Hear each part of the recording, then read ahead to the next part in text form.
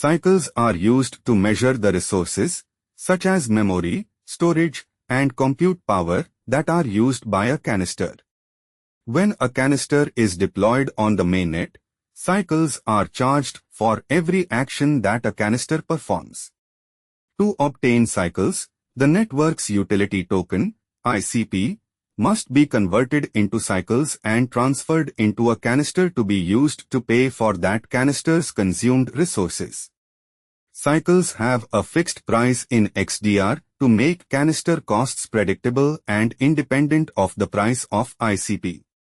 1 trillion cycles always correspond to 1 XDR. Since cycles are not a currency and are only used to pay for a canister's consumed resources, developers manage the distribution of cycles through a system canister called the Cycles Ledger.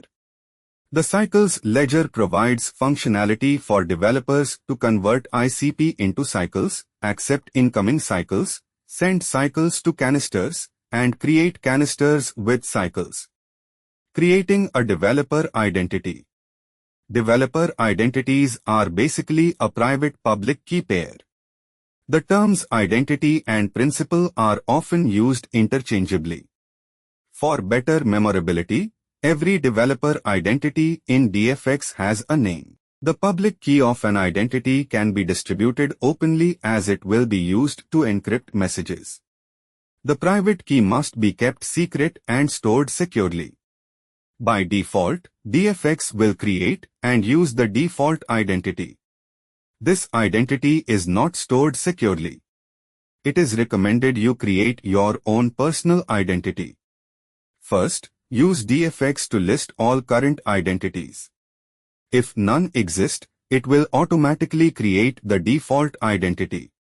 First, use DFX to list all current identities. If none exist, it will automatically create the default identity.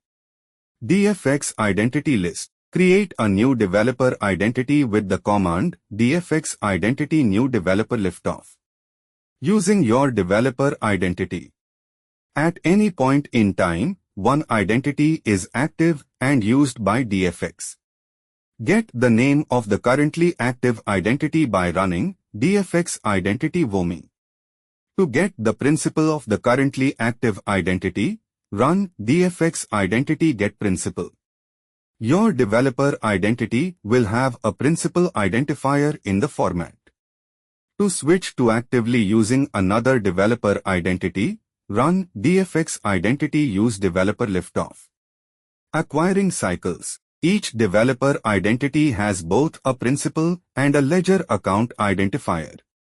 First, get your developer identity's ledger account ID, DFX Ledger Account ID. Then, send ICP tokens to this ledger account ID. You can obtain ICP tokens from an exchange.